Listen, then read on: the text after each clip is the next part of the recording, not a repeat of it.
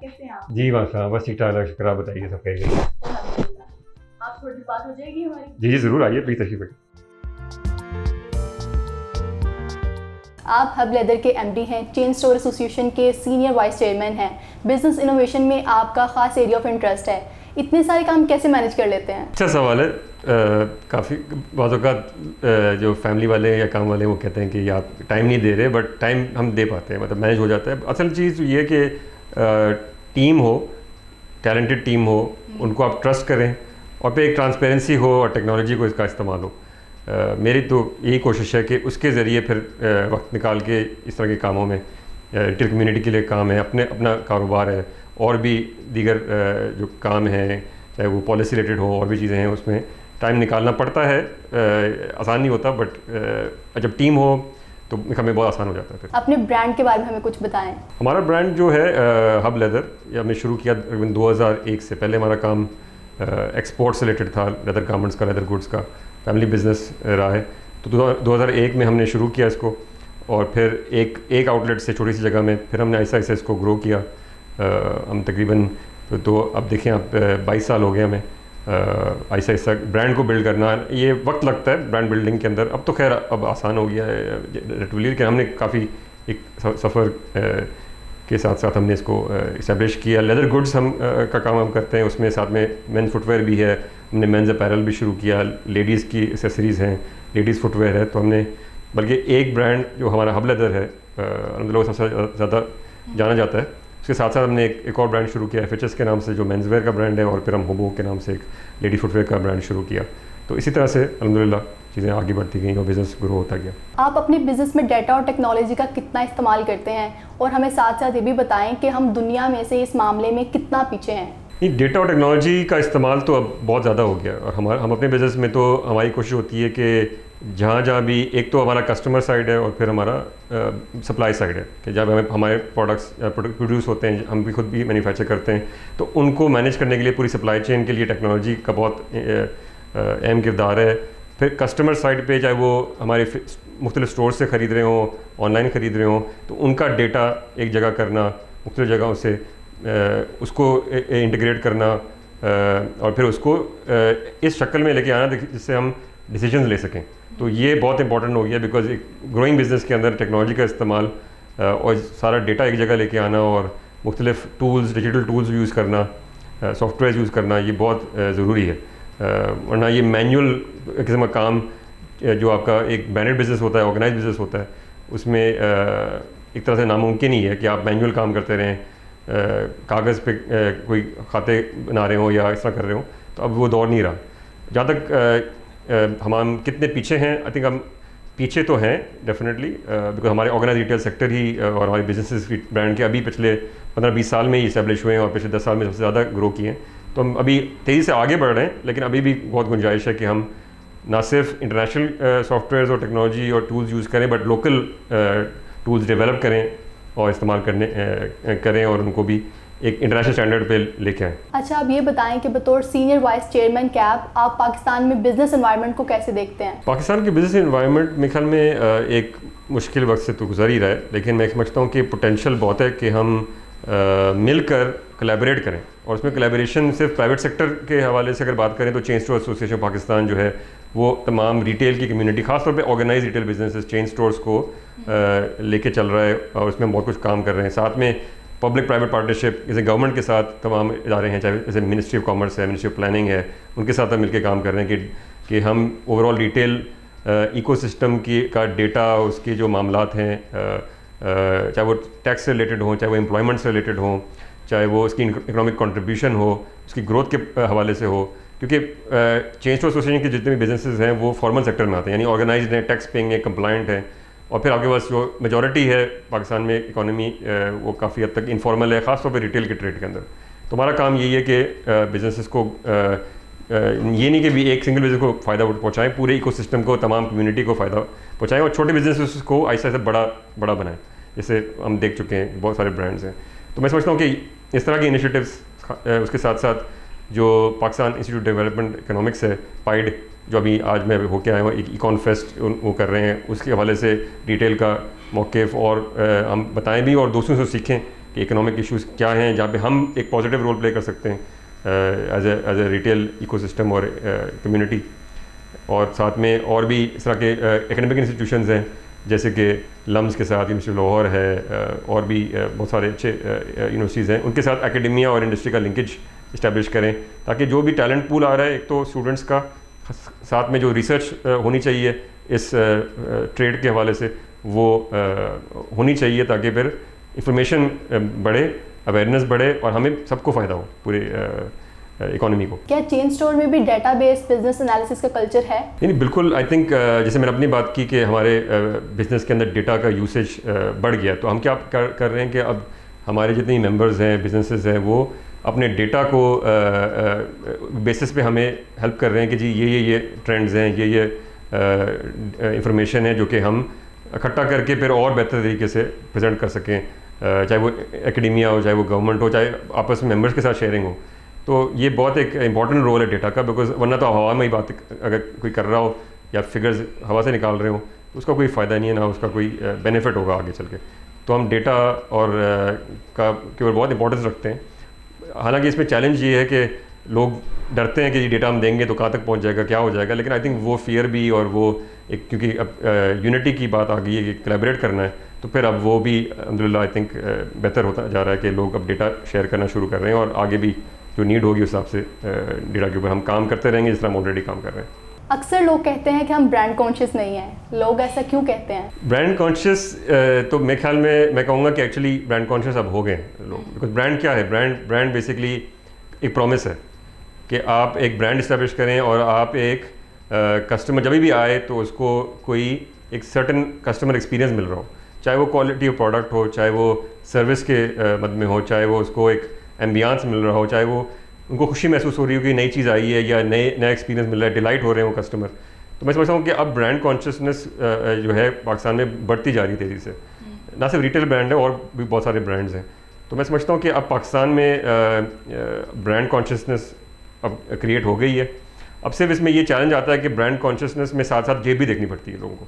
तो जब जेब देखनी होती है तो आपने ये भी देखना होता है कि ब्रांड भी मैं लूँ लेकिन वो अफोर्डेबल भी हो, या जब भी कभी कोई गिफ्ट करना है या अपने लिए कोई अच्छी चीज़ लेनी है, कोई इवेंट है, कोई शादी है, तो आपने कोई बेहतर चीज़ ली, लेकिन वैल्यू भी इंपॉर्टेंट है। तो ब्रांड का मतलब ये नहीं कि आप बहुत ज़्यादा हाई प्राइसेस करें, आप हर शख्स के लिए कोई ना कोई चीज़ आपके पास हो और उनको आप वैल्यू दे रहे हो उस उनके पैसों के एक्सचेंज में। तो मैं समझता हूँ कि पाकिस्तान में एक चैलेंज ज़रूर ये है कि पाकिस्तान की इकॉनमी जिस तरह से तेज़ी से बढ़नी चाहिए थी, जितना लोगों की जेब में पैसे आने थे उनकी एम्प्लॉयमेंट, उनकी इनकम की वजह से, वहाँ चैलेंजेस अभी हैं। इसकी वजह से लोग ज़्यादातर प्राइस को पहले देख रहे होते हैं, ब्रांड को दूसरे बाद में देख रहे होते हैं, और ब्रांड को सिर्फ कभी कभी सर्टन सिनेरियोज में देख रहे होते हैं जहाँ पे ब्रांड लेना वो समझते हैं कि ज़्यादा इंपॉर्टेंट है। बट ये एक प्राइस का जो मामला है, ये GDP पर कैपिटा हमारी लो है, जिसकी वजह से फिर लोगों को डिसाइड करना पड़ता है कि कब मैं ब्रांड से लूँ, कब मैं ब्रांड से नहीं लूँ। एक सादा बिजनेस को ब्रांड में कैसे तब्दील किया जा सकता है? ये एक तो माइंडसेट सबसे पहले। अगर आपका माइंडसेट ये है कि जी मैंने अच्छा काम करना है, मैंने कंसिस्टेंटली काम करना है, क्वालिटी का काम करना है, जो कि बाद वक़्त माइंडसेट बनाना पड़ता है या बनना पड़ता है। सबसे पहले तो माइंडसेट है कि मैं किस तरह काम करना है। मैं सिर्फ चाहता हूँ कि मेरे पास एक दफ़ा ग्राहक आए तो मैं बस उस वक्त पैसे कमा लूँ और बाद में वो आए या ना आए कोई फ़र्क नहीं पड़ता, या नया कस्टमर आ जाएगा। तो वो ब्रांड इस तरह से नहीं वर्क नहीं करता। आपने सोचना होता है कि इवन इफ फर्स्ट टाइम मेरे पास कस्टमर आए तो बेशक वो मैं जेब से दे रहा हूँ कस्टमर एक्वायर करने के लिए, कस्टमर को एक दफ़ा खुश करने के लिए, फिर वो बाद में आए, वो आगे और लोगों को बताएँ। तो माइंडसेट सबसे पहले इंपॉर्टेंट है। दूसरी बात है फिर ऑफकोर्स एक कमिटमेंट है कि आपने हर सूरत में, हर एरिया में आपने बेस्ट ऑफ द बेस्ट आपने अपने काम करने और कंटिन्यूस इम्प्रूवमेंट करनी है, ताकि आप आगे बढ़ सकें, लोग आपको वैल्यू करें, आपकी चीज़ों को वैल्यू करें, आपकी सर्विस को वैल्यू करें। तो माइंडसेट है, फिर आपकी कंसिस्टेंसी है कि आप वाकई कमिटेड हैं कि जी हाँ, ये मैंने ये काम करना है, और कम वक्त में ज़्यादा पैसे या ज़्यादा फेम नहीं एस्टेब्लिश मुझे करनी, मुझे एक्चुअली एक मीडियम टू लॉन्ग टर्म 5-10 साल लगाने हैं इसके ऊपर, और ख़ुद ही फिर चीज़ें अल्हम्दुलिल्लाह फिर आपको उसका रिवॉर्ड ही मिलना शुरू हो जाता है। पाकिस्तान ब्रांडिंग में दुनिया से पीछे क्यों है? पाकिस्तान ब्रांडिंग में पीछे 2-3 वजूहत हैं। एक तो आई थिंक जितने भी एक तो एक्सटर्नल फैक्टर्स हैं, कुछ इंटरनल फैक्टर्स हैं मैं कहूँगा। एक तो जैसे मैंने इकोनॉमिक की बात की कि अगर पाकिस्तान में बिजनेसेस जो हैं वो डोमेस्टिकली ही नहीं बड़े होंगे तो फिर वो बाहर कैसे जाएंगे। पहले तो आप पाकिस्तान के अंदर ही, अपने मुल्क के अंदर ही रहते हुए ग्रो कर सकते हैं अपने बिज़नेस को, और फिर ग्रो करने के बाद फिर आप बाहर जाने का सोच सकते हैं। तो ये तो एक चीज़ है जिसमें हुकूमत और इदारों का भी बहुत बड़ा रोल है, ताकि वो पॉलिसीज़ ऐसी हों कि हम फॉर एग्ज़ाम्पल मैं आपको मिसाल देता हूँ कि हम एक्सपोर्ट की बात करते हैं, तो एक्सपोर्ट अगर $3 की टी शर्ट आप बेच रहे हैं किसी और बाहर के ब्रांड को एज एन एक्सपोर्टर, उससे तो कई बेहतर है कि आप $15 की टी शर्ट अपने नाम से ब्रांड बना के बाहर के कंज्यूमर को आप बेचें, और फिर आप उसको ताकि ज़्यादा पैसे पाकिस्तान में आएँ। $3 के बजाय आप $10 वापस पाकिस्तान में लेके आ रहे हो, जिससे फिर पूरी मईशत को फ़ायदा होता है। तो इस तरह के फैक्टर्स हैं। फिर ऑफ कोर्स एक इकोसिस्टम डेवलप होना होता है ब्रांड को क्रिएट करने के लिए और उसको बिल्ड करने के लिए। तो मेरे ख्याल में काम इसमें हो रहा है, लेकिन और तेज़ी से काम हो सकता है।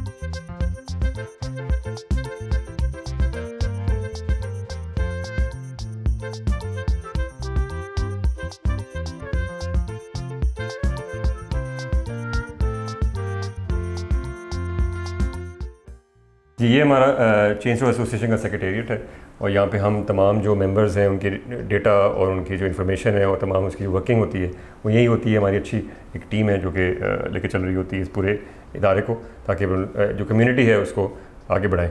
लोगों के बगैर तो मुमकिन ही नहीं है, तो ये और ऑफिस के बगैर, तो ये हमने इस्टेब्लिश किया था। अच्छा, एक इशू जो सुनने और देखने को मिलता है कि अगर दुकानें जल्दी बंद करा दी जाएं तो लोड शेडिंग ख़त्म हो जाएगी। ऐसा लगता है जैसे सारी बिजली जो है वो रिटेल ही इस्तेमाल कर रही है, क्या कहेंगे? सबसे पहले तो मैं ये कहना चाहूँगा कि हुकूमत को कंसल्ट करना चाहिए बिजनेस कम्युनिटी को। ये जो बंद कमरों में फ़ैसले हो रहे होते हैं, कोई डेटा रिलायबल नहीं होता हमारे ख्याल में। ये जो एक फिगर फॉर एग्ज़ाम्पल आया सामने के 62 अरब रुपए बचाया जा सकता है पूरे साल में अगर हम टाइमिंग कम करेंगे रिटेल की। हम समझते हैं कि ये डेटा मेरे ख्याल में रिलायबल नहीं है। नंबर 1 के रिटेल सेक्टर में ख़ासतौर पर ऑर्गेनाइज्ड रिटेल सेक्टर के अंदर 1.5 से 2% हमारी कॉस्ट होती है बिजली की, और बाकी जो दीगर कॉस्ट होती हैं जैसे तनख्वाहें हैं, रेंट है, हमारे गुड्स की जो अमाउंट होती है, तो हम 1.5 से 2 रुपये 100 में से बचाना चाहते हैं, और 98 रुपये जो है वो हम गंवा देंगे। इसमें हुकूमत का भी एक बहुत बड़ा चंक होता है टैक्सेस के मद में। हमारी ज़ाहिर पूरी इकोसिस्टम में पूरी सप्लाई चेन, एम्प्लॉइज़, तमाम उनके खर्चे होते हैं। तो ये मेरे ख्याल में बहुत गलत फ़ैसला होगा। साथ में लेकिन मैं ये कहना चाहूँगा कि ये 8:30 बजे की जो टाइमिंग है ये तो मेरे ख्याल में रीज़नेबल नहीं है, लेकिन हमने ये प्रपोज़ किया है ज़रूर कि एक अनलिमिटेड टाइमिंग के बजाय 10 बजे जो है वो टाइमिंग होनी चाहिए बंद करने की बजाय 1-2 बजे या 12 बजे तक दुकानें खुली हों, सिवाय वीकेंड्स और त्यौहार जो होते हैं उनके ऊपर। तो ये मेरे ख्याल में एक बैलेंस सोल्यूशन है, और यही हम प्रपोज़ल देना चाहते हैं हुकूमत को कि कोई बैलेंस सोल्यूशन निकालें और कंसल्ट करें हमें, बजाय ऐसे फैसले कर रहे हों जिसका सबको नुकसान होगा। हुकूमत इस तरह के फैसले किस बुनियाद पर कर रही है? असल में हुकूमत जो है वो मोटे मोटे कुछ फिगर्स उन्होंने लिए हुए हैं, लेकिन हम समझते हैं कि ये वैलिड है, क्योंकि फॉर एग्ज़ाम्पल हम कमर्शियल सेक्टर जो है वो सिर्फ 7% है पूरे इलेक्ट्रिक कंजम्पशन के हवाले से। तो ये हमें मालूम है, लेकिन हुकूमत ऐसे दिखा रही है जैसे कि सारी बिजली जो है वो रिटेल सेक्टर इस्तेमाल कर रही है शाम को। और ये भी उनको अंदाज़ा शायद नहीं है कि जब लोग मॉल्स में मार्केट्स में आते हैं तो अपने घर के सारी लाइटें बंद करते हैं, एसी बंद करते हैं, और फिर वो आते हैं ऐसी जगहों पे जहाँ पे नंबर 1 कि कमर्शियल रेट जो है बिजली का वो हम ज़्यादा अदा कर रहे होते हैं, तकरीबन टैक्सेस मिला के 70% फ़ी यूनिट होता है। घरों के अंदर 20 रुपये या उससे कम होता है। तो एक्चुअली आप जहाँ से आपको ज़्यादा पैसे मिल रहे हैं उसको आप बंद कर रहे हैं, और जो लोग अब घर पे अगर बैठेंगे तो ये फिर वो सस्ती बिजली इस्तेमाल कर रहे होंगे, जो कि इसमें हुकूमत का भी नुकसान है। तो ओवरऑल मईशत को फ़ायदा नहीं होगा। लेकिन ये डेटा तभी सामने आएगा हुकूमत के जब वो कंसल्ट करेंगे बिजनेस कम्युनिटी को। और हमने रिसर्च भी की हुई है, हमने लम्स इदारों और भी इदारों के साथ काम किया हुआ, ताकि हम एक्चुअल डेटा निकालें और देखें कि एक्चुअली किस चीज़ का कितना फ़ायदा होगा। और मैं समझता हूँ कि एनर्जी कंजर्वेशन के हवाले से हम तो हुकूमत के साथ हैं। हम तो इसको ऑलरेडी वॉलंटरी बेसिस पे कम टाइमिंग पे हम काम करना चाहते हैं। और साथ में मैं समझता हूँ कि जो हम ऑलरेडी एनर्जी एफिशिएंसी और ख़ुद अपनी कंजम्पशन को 15% तक कम करने की कोशिश कर रहे हैं, ताकि सबको फ़ायदा हो, हुकूमत को फ़ायदा हो, इकॉनमी को सबसे ज़्यादा फ़ायदा हो, ताकि ओवरऑल जो ये इस तरह के बंद करने वाले जो दुकानें बंद करना, मईशत को रोकना, इसके बजाय एक्चुअली कंजर्वेशन और एफिशिएंसी के ऊपर काम किया जाए। पाकिस्तान में रिटेल बिजनेस के 3 बड़े चैलेंजेस बताएं हमें। सबसे बड़ा चैलेंज तो ये है कि हुकूमत जब पॉलिसीज़ बनाती हैं तो हमसे मुशावरत नहीं करती। हमें मालूम है कि हमारे सेक्टर के क्या मसले हैं, क्या सॉल्यूशंस हैं सबसे ज़्यादा, बजाय ये कि सॉल्यूशंस जो हैं वो कोई और सोच के बगैर हमारे कंसल्टेशन के वो करें। इसमें चैलेंजेस की आपने बात की, तो सबसे बड़ा चैलेंज तो अभी तो इमीडिएट तो ये है कि टाइमिंग्स और फिर कॉस्ट ऑफ डूइंग बिजनेस बहुत बड़ा चैलेंज है कि चाहे वो बिजली हो, चाहे वो इन्फ्लेशन हो, महंगाई हो, तो उसको जिस तरह से आम लोगों ने, शहरियों ने फेस करना होता है, उसी तरह बिजनेसेस ने भी फेस करना पड़ता है। साथ में टैक्सेशन है। ऑर्गेनाइज रिटेल सेक्टर जो है वो नॉट ओनली सबसे ज़्यादा कंप्लायंट है, तकरीबन 15% पूरी रिटेल ट्रेड का पार्ट है। तमाम ब्रांड्स और मेंबर्स, चाहे वो मेंबर हो या ना हो, ब्रांड जो हैं वो कंट्रीब्यूट करते हैं तकरीबन 20 से 25% अपने ओवरऑल रेवेन्यू का गवर्नमेंट को मुख्तलिफ टैक्सेस और ड्यूटीज़ के बारे में। तो ये एक बहुत बड़ा बोझ है। जब हम देखते हैं दूसरी तरफ के प्लेइंग फील्ड इवन नहीं है, तो होता क्या है कि दूसरे बिजनेसेस जो हैं वो फिर कम टैक्स पे कर रहे होते हैं और ये बहुत बड़ा गैप बन चुका है। साथ में जो कंप्लायंस की जो कॉस्ट है या कंप्लायंस की जो मामला है, टैक्स रिलेटेड हैरेसमेंट है, इस तरह के मामला हैं, ये भी बहुत मेरे ख्याल में मुतासर कर रहे हैं पूरे फॉर्मल सेक्टर को और ऑर्गेनाइज रिटेल के बिज़नेस को। बतौर बिजनेसमैन आपकी क्या राय है कि पाकिस्तान मौजूदा इकोनॉमिक क्राइसिस से कैसे निकल सकता है? ये बहुत इंपॉर्टेंट सवाल है और मुश्किल भी इसका जवाब है। मेरे पास सारे जवाब तो नहीं है, लेकिन मैं समझता हूँ कि नंबर 1 तो ये है कि शॉर्ट टर्म हमें जो स्टेप्स लेने हैं वो तो हमें फ़ौरन ये कोशिश करनी है कि हमारे पास एक्सपोर्ट्स हम बढ़ाएं और हम अपने एक्सपेंसेस जो हैं वो अपने पूरे मुल्क के हम कम करें। साथ में जो हम थोड़ा मीडियम टू लॉन्ग टर्म की बात करें तो हमारे पास एक 10 से 15 साल का प्लान होना चाहिए इस मुल्क में। तमाम लोग मिलकर इसको बनाएं, अग्री करें और इम्प्लीमेंट करना शुरू करें। वरना कोई भी बिज़नेस, कोई भी इंसान नहीं प्लान कर सकता अगर ये नहीं मालूम कि अगले महीने में, अगले साल में क्या होने वाला है। खासतौर पर इन्वेस्टमेंट की जब बात की तो इन्वेस्टमेंट ही तभी हो सकती है जब आपके पास एक सामने होराइजन हो कि आगे क्या होने वाला है, या एटलीस्ट हम किस सिमत में ये इस मुल्क को लेके जाना है। तो सबसे इम्पोर्टेंट चीज़ मेरे ख्याल में एक प्लान है। अब हुकूमत के पास अगर प्लान ऑफ कोर्स होगा तो वो शेयर करें, हमारे साथ बैठें, बिजनेस कम्युनिटी के साथ, रिटेलर्स के साथ, और उसको एक्सिक्यूट करने की तरफ जाएँ। चाहे वो कोई किसी की भी हुकूमत हो, does not matter. The point is कि सब ने एक ही डायरेक्शन में काम करना है। जिस तरह दूसरे ममालिक ने तरक्की की है उस तरह पाकिस्तान भी आसानी से तरक्की कर सकता है अगर मिल बैठ के हम कोशिश करें इकॉनमी को ठीक करने के हवाले से।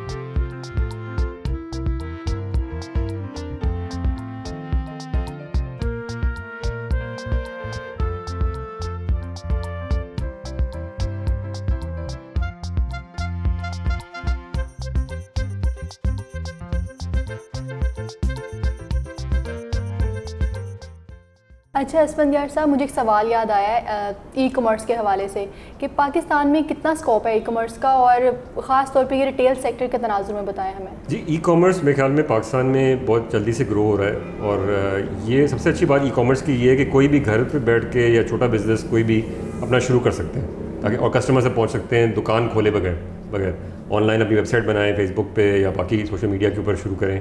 तो अब ये बहुत अच्छा हो गया है कि अब बजाय ये कि भी सिर्फ बड़े जो ब्रांड्स हैं या लोग हैं वही बिज़नेस कर सकते हैं ई कॉमर्स के ज़रिए, वो सब लोग कर सकते हैं और कर भी रहे। रिटेल के वाले से सबसे अच्छी बात ये कि चूँकि हमें बहुत इन्वेस्टमेंट करनी पड़ती है दुकानें खोलने के वाले से, ये भी नहीं मालूम होता कि जी कहाँ पे खोलें, कहाँ पे कस्टमर हैं, देखा देखी में ही खोल रहे होते हैं। तो अब ऑनलाइन के ज़रिए ये भी पता चल रहा होता है कि कौन से शहरों में लोग किस ब्रांड को पसंद करते हैं या किस तरह की चीज़ें ख़रीदना चाहते हैं या किस सर्विसेज लेना चाहते हैं। तो वो अब आपको एक ज़रिया मिल गया है ये देखने के लिए कि कहाँ पे डिमांड है और कहाँ पे जाना चाहिए, चाहे वो दुकान खोलने के वाले से हो या इवन ई कॉमर्स के ज़रिए उनको सेल करना हो और उन तक पहुँचने के लिए। साथ में ये तो डोमेस्टिक बात होगी, इंटरनेशनली भी बहुत बड़ा स्कोप है कि अब आप मुख्तलिफ मार्केट प्लेसेस, अमेज़ॉन खुद भी डायरेक्टली भी कस्टमर को भेज सकते हैं यहाँ से पाकिस्तान से। बेशक लॉजिस्टिक्स कॉस्ट और चीज़ें थोड़ी सी हाई हैं, लेकिन अभी आहिस्ता आहिस्ता ये बढ़ रहा है रुझान लोगों का, और यहाँ पे हम एक्सपोर्ट्स बढ़ाने के वाले से भी ई कॉमर्स का बहुत बड़ा रोल है और हम उसको इस्तेमाल कर सकते हैं और लोग कर भी रहे हैं। और हमने भी एक्सचेंज फॉर एसोसिएशन बहुत इस पर काम किया है along with the ministry of commerce और दूसरे लोगों के साथ, ताकि इसका फ़ायदा उठाया जाए। अच्छा, ये सारी गुफ्तगू तो हमारी आपके बिज़नेस के हवाले से, ब्रांड और रिटेल के हवाले से हो गई। अब हम कुछ आप मज़ेदार सी गुफ्तगू करते हैं, आपके मुतालिक कुछ सवालात हैं मेरे पास, उम्मीद है मुझे कि आप इंजॉय करेंगे, तो पूछूं आपसे? ज़रूर। अच्छा, आप दुनिया भर में ट्रैवल करते हैं, तो पाकिस्तान के अलावा कौन सा ऐसा मुल्क है जो आपको पसंद है और उसकी क्या वजह है? ये अच्छा है कि आपने ये कहा कि पाकिस्तान के अलावा, क्योंकि पाकिस्तान तो है ही है, तो सबसे ज़्यादा पसंद उसको किया जाता है। और मैं करता हूँ। आई थिंक 2 कंट्रीज़ हैं जहाँ पे मुझे तो मुख्तलिफ वजहों की वजह से अच्छे लगे। एक तो है कनाडा, मैं वहाँ रह भी चुका हूँ और वहाँ पर बड़ी अच्छी बड़ा अच्छा माहौल है, डेवलप वर्ल्ड है, तो आपको एक बड़ा डिफरेंट माहौल मिलता है और लर्निंग भी होती है बहुत ज़्यादा कि वहाँ पे किस तरह से डेवलप वर्ल्ड कैसे ऑपरेट करता है। सिर्फ वहाँ पे सर्दी ज़्यादा है तो वहाँ ज़्यादा नहीं रहा जा सकता। साथ में चाइना मैं समझता हूँ बहुत बड़ी मिसाल है, मेरा काफ़ी जाना हुआ है पास्ट में, तो वहाँ एक एग्ज़ाम्पल है कि एक मुल्क, इतना बड़ा मुल्क, अपने लोगों को, हुकूमत और स्टेट और सब कौम ने मिलकर ऊपर आए हैं। उन्होंने education, digital economy, overall trade, manufacturing, वो एक मिसाल है पूरी दुनिया के लिए कि किस तरह से लोग मिलकर काम करें। हर जो शख्स नज़र आता है वहाँ खुश है, ये नहीं कि भी डंडे के ज़ोर पे काम निकलवाया जा रहा है। तो और वो बहुत प्राउड फील करते हैं अपने कंट्री के बारे में, जिस तरह हमें भी होना चाहिए और हैं भी बहुत सारे लोग। आई थिंक वो मुझे चाइना इन दैट सेंस बहुत अच्छा लगा, प्रोग्रेसिव लगा। और वो वेस्ट नहीं है, वो ईस्ट है, तो ईस्टर्न तरीके से ही उन्होंने प्रोग्रेस की। जिस तरह हमारा भी अपना ही मॉडल है कि पाकिस्तान को अपने तरीके से उसको तरक्की दिलाई जाए, तरक्की हो, उसकी बजाय ये कि भी कोई और मॉडल अडॉप्ट किया जाए। खाना पीना चाइना में मुश्किल है, होता है, बट अदरवाइज़ तो एक बहुत जो अच्छा लगा और पसंद है वहाँ से सीखना और वहाँ जाना। अच्छा यशवंत यार, आपकी एज अ बिजनेसमैन बहुत ज़िंदगी जो है मसरूफ़ गुजरती होगी, फैमिली को कितना वक्त देते हैं? फैमिली को मेरी पूरी कोशिश होती है कि मैक्सिमम वक्त दूँ। फॉर एग्जांपल मैं बच्चों को स्कूल, जब मैं होता हूँ कराची में, तो मैं खुद छोड़ता हूँ स्कूल में, कोशिश करता हूँ कि अगर, क्योंकि दफ्तर मेरा घर के नज़दीक ही है, तो मैं वहीं जाके खाना खा लेता हूँ उनके साथ। रात को कोशिश होती है कि उनके सोने से पहले मैं उनका वक्त गुजारूँ। इतवार का दिन मिल जाता है कि 6 दिन काम करना होता है, इतवार जब काम नहीं हो रहा होता तो उनके साथ गुजार लिया। बाकी फैमिली के साथ, मेरी वालदा, मेरे भाई, ऑफकोर्स मेरी अपनी फैमिली और भी दीगर लोगों के साथ इतवार के दिन मिल जाता है। टाइम निकालना पड़ता है, खुद ब खुद नहीं निकलता, बट फिर थोड़ा सा वो बर्दाश्त भी कर लेते हैं जब आप दूसरे कामों में मसरूफ़ होते हैं, जब थोड़ी सी ऊँची चीज़ जाती है, ट्रैवलिंग होती है। पर ये बहुत ज़रूरी है एक रूटीन बनाना, और मेरे लिए वो उससे ज़्यादा कोई इंपॉर्टेंट चीज़ ही नहीं है। इसी वजह से ही मैं फिर टाइम लगा सकता हूँ दूसरी चीज़ों के ऊपर। अच्छा, अगर कभी फ़ारिग वक्त मिल भी जाए किस्मत से, तो कैसे गुजारते हैं फिर? फ़ारिग वक्त तो आजकल तो कम ही मिल रहा है, रिटेल के इतने मसाइल हैं और हम लोग एज कम्युनिटी काम कर रहे हैं। बट मेरी जो इंटरेस्ट है वो ये है कि पढ़ना, किताबें पढ़ना, आर्टिकल्स पढ़ना, जर्नल्स पढ़ना, ताकि लर्निंग, लाइफ लॉन्ग लर्निंग चलती रहती है, ताकि सीखता रहे इंसान और स्पंज की तरह एब्जॉर्ब करे और आगे फिर डिस्ट्रीब्यूट करे।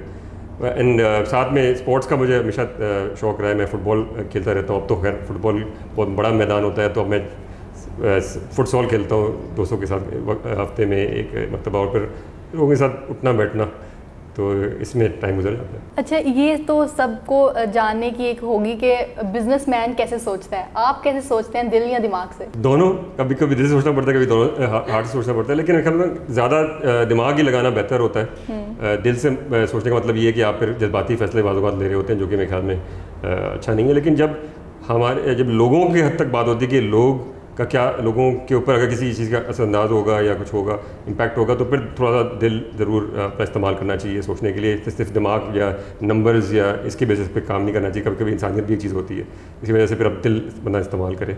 But I would say her decision के लिए एक अलग एक फॉर्मूला होता है, बट दिमाग मैं कहूँगा कि ज़्यादा इस्तेमाल करना है, मैं करता हूँ, इस कोशिश करता हूँ। इंसान की बहुत सारी ख्वाहिशें होती हैं, वो कुछ कबूल भी हो जाती हैं, कुछ पूरी हो जाती हैं, कुछ नहीं हो पाती। आपकी कोई ऐसी एक ख्वाहिश जो अभी तक पूरी ना हुई हो? अल्हम्दुलिल्लाह, आई थिंक बहुत कुछ अल्लाह ताला ने दिया है, तो आई थिंक ऐसी ख्वाहिश नहीं है जो कि इंसान कहे कि पूरी नहीं हुई। लेकिन मैं समझता हूँ कि खैर ये बहुत आइडियोलॉजिकल बात हो जाएगी, आइडियलिस्टिक बात हो जाएगी कि पाकिस्तान को तरक्की मैं चाहता हूँ कि हो, पाकिस्तान की, हमारे लोगों की, हमारी कौम की। एंड उसी के लिए इंसान हमने ब्रांड भी इसलिए शुरू किया था, पाकिस्तान बेस्ड ब्रांड करना चाहते हैं, होम ग्रोन। जो भी काम करना है वो आई थिंक इसी मुल्क के लिए और हमारे लोगों के लिए। तो ख्वाहिश यही है कि सब इकट्ठे आगे बढ़ें, बजाय चंद लोग आगे बढ़ रहे हैं और बाकी पीछे रह जाएं। तो ये ख्वाहिश है और हो भी रही है पूरी, आहिस्ता आहिस्ता, और इंशाल्लाह हो भी जाएगी। अच्छा, अब मैं कुछ आपको वर्ड्स दूंगी, उनमें से आपने कोई एक चूज़ करना है, मेहनत या गुड लक? मैं कहूँ मेहनत। गुड लक तो आ ही जाती है अगर आप मेहनत करते रहें, तो आई थिंक मेहनत। चाय या कॉफ़ी? मुझे कॉफ़ी पसंद है, चाय ज़्यादा पीने को मिलती है, ये कहीं बैठते हैं, बट कॉफ़ी। कराची या लाहौर? ये मुश्किल सवाल है, बट कराची, क्योंकि मैं वहीं पढ़ा बड़ा हूँ, लेकिन लाहौर की अपनी एक खासियत है और यहाँ वाइब्रेंस है, बट कराची। पाकिस्तान या कनाडा? Pakistan, any day. आसमान यार साहब, बहुत बहुत शुक्रिया आपके वक्त, आपने अपना कीमती वक्त निकाल कर हमें दिया, बहुत बहुत शुक्रिया आपका। आपका बहुत शुक्रिया, आपने टाइम निकाला, आप आई और आप बड़ा इन्जॉय किया मैंने, और आपने मौका दिया कि मैं अपनी थॉट्स का एक्सप्रेस करूँ और शेयर करूँ सबके साथ। बहुत शुक्रिया आपका।